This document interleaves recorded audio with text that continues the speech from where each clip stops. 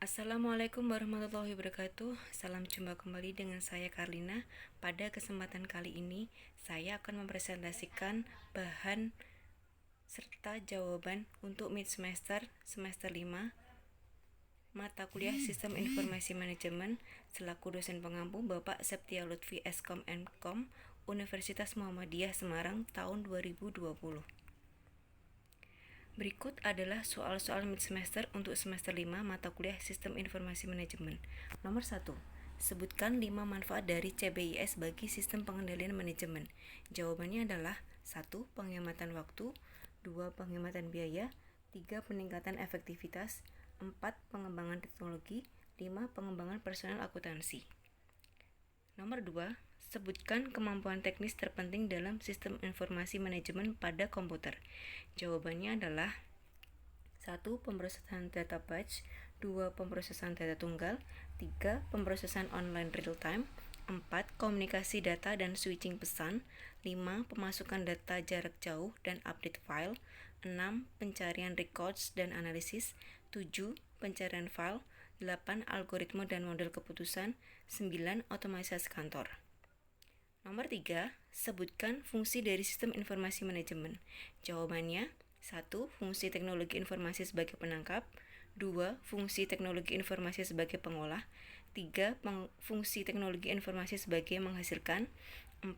Fungsi teknologi informasi sebagai penyimpan, 5. Fungsi teknologi informasi sebagai pencari kembali, dan yang keenam, fungsi teknologi informasi sebagai transmisi. Pertanyaan keempat, bagaimana sistem informasi yang baik? Jawabannya, sistem informasi yang baik adalah sistem informasi yang mampu menyeimbangkan biaya dan manfaat yang akan diperoleh. Artinya, sistem informasi manajemen akan menghemat biaya, meningkatkan pendapatan yang muncul dari informasi yang sangat bermanfaat. Organisasi harus menyadari apabila mereka cukup realistis dalam keinginan mereka, cermat dalam merancang dan menerapkan sistem informasi manajemen agar sesuai keinginan, serta wajar dalam menentukan batas biaya dari titik manfaat yang akan diperoleh. Maka, sistem informasi manajemen yang dihasilkan akan memberikan keuntungan dan keuangan. Pertanyaan kelima, apa kelebihan dan kekurangan sistem informasi manajemen? Kelebihan sistem informasi manajemen yaitu 1. Menyediakan komunikasi dalam organisasi atau antar organisasi yang murah, akurat, dan cepat. 2. Menyimpan informasi dalam jumlah yang sangat besar dalam ruang yang kecil tetapi mudah diakses. 3. Memungkinkan pengaksesan informasi yang sangat banyak di seluruh dunia dengan cepat dan murah. 4. Meningkatkan efektivitas dan efisiensi orang-orang yang bekerja dalam kelompok dalam suatu tempat atau pada beberapa lokasi. Sedangkan kekurangan sistem informasi manajemen, 1. Biaya mahal, 2. Keterbatasan jumlah dan tingkat kemampuan sumber daya manusia yang menguasai sistem informasi, 3. Perubahan sistem informasi secara cepat sehingga kita belum tentu bisa melakukan adaptasi dengan perubahan tersebut, 4. Kurangnya tenaga ahli di bidang sistem informasi, 5. Adanya indikasi penyalahgunaan sistem informasi yang canggih, 6. Kurangnya sosialisasi tentang sistem informasi.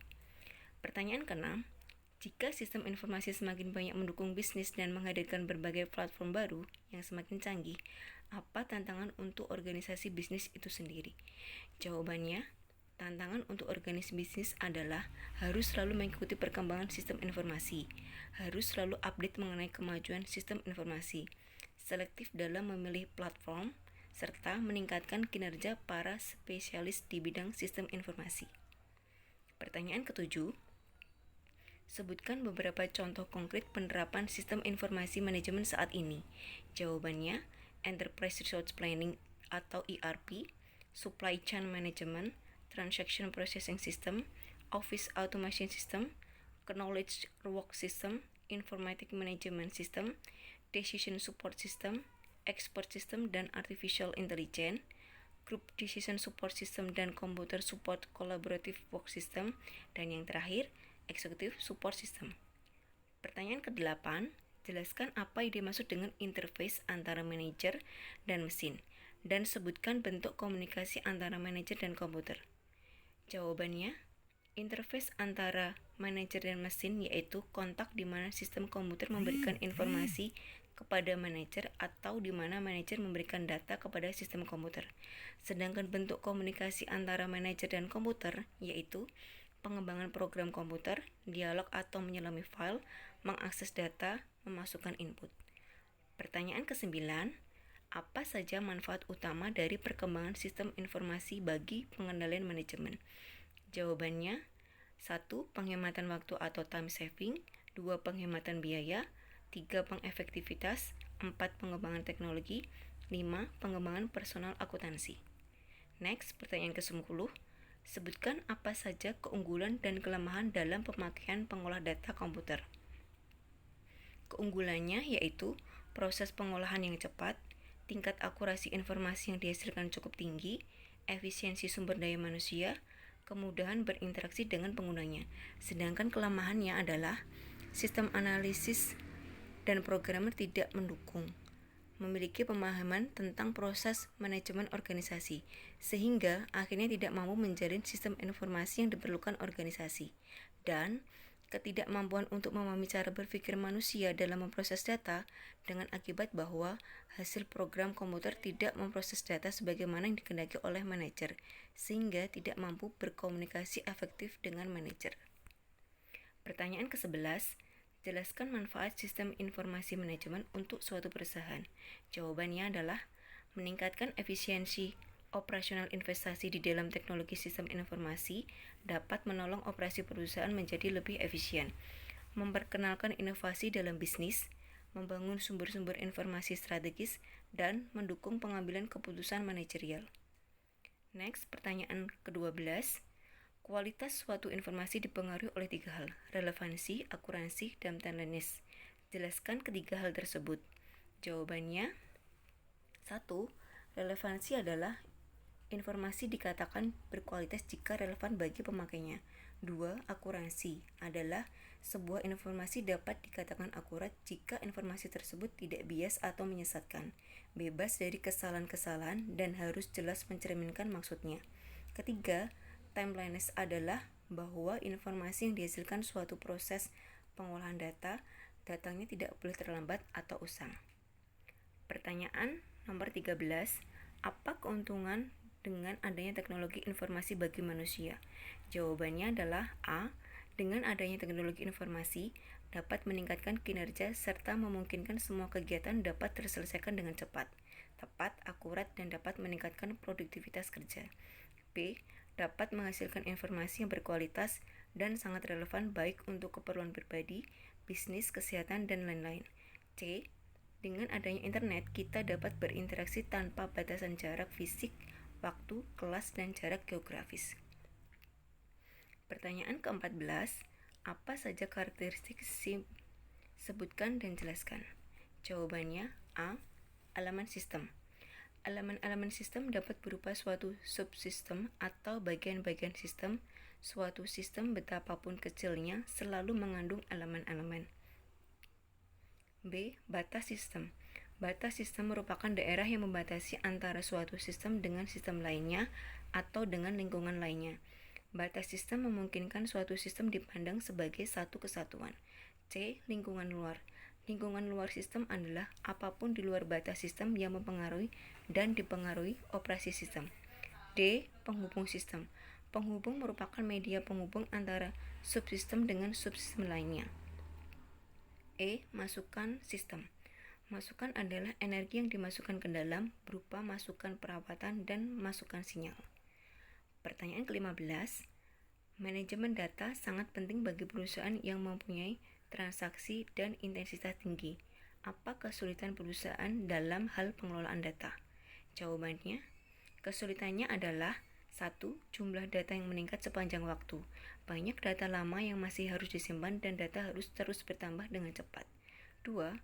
Data tersebar di seluruh organisasi dan dikumpulkan oleh banyak individu dengan menggunakan metode dan alat. 3. Keamanan, kualitas, dan integritas data hal yang penting namun mudah dikacaukan.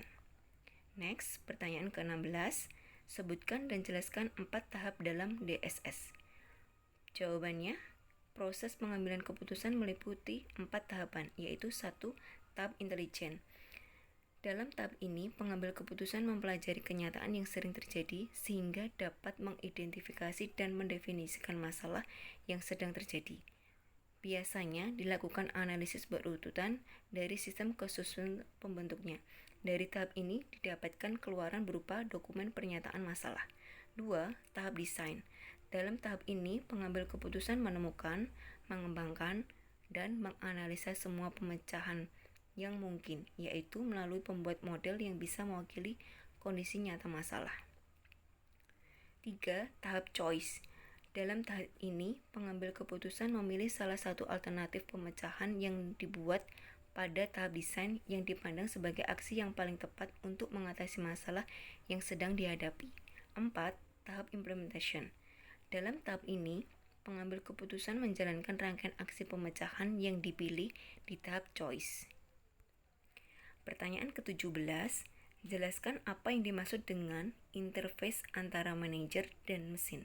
Jawabannya, A. Titik kontak di mana sistem komputer memberikan informasi kepada manajer atau di mana manajer memberikan data kepada sistem komputer. B. Bentuk komunikasi antara manajer dan komputer yaitu 1. Pengembangan program komputer, 2. Dialog atau menyelami file, 3. Mengakses data, 4. Memasukkan. Next, pertanyaan ke-18. Jelaskan pengertian integrasi sistem informasi yang bersifat hierarkis. Jawabannya, integrasi sistem informasi yang bersifat hierarkis adalah tingkat yang akan memberikan masukan data kepada sistem tingkat manajerial atau sering pula dalam arah sebaliknya. Pertanyaan ke-19. Sebutkan dan jelaskan apa penyebab banyak organisasi yang gagal membangun sistem informasi manajemen. Jawabannya, 1. Kurang organisasi yang wajar, 2. Kurangnya perencanaan yang handal, 3. Kurangnya personel yang handal. Dan pertanyaan terakhir, pertanyaan ke-20. Gambarkan dan jelaskan proses-proses manajemen. Jawabannya, proses manajemen didefinisikan sebagai aktivitas-aktivitas. 1. Proses manajemen, perencanaan formulasi terinci untuk mencapai suatu tujuan akhir tertentu adalah aktivitas manajemen yang disebut perencanaan. 2. Pengendalian perencanaan hanyalah setengah dari pertempuran. Setelah suatu rencana dibuat, rencana tersebut harus diimplementasikan dan manajer serta pekerja harus memonitor pelaksanaannya untuk memastikan rencana tersebut berjalan sebagaimana mestinya. 3. Pengambilan keputusan. Proses pemilihan di antara berbagai alternatif disebut dengan proses pengambilan keputusan. 4. Fungsi manajerial. Fungsi manajerial ini merupakan jalinan antara perencanaan dan pengendalian. Dan yang terakhir, komentar serupa dapat dibuat berkenaan dengan fungsi pengendalian. Demikian presentasi tentang mid semester untuk semester 5 beserta jawabannya. Semoga pertanyaan serta jawaban di atas bisa bermanfaat. Wassalamualaikum warahmatullahi wabarakatuh. Sampai jumpa di presenter berikutnya. See you.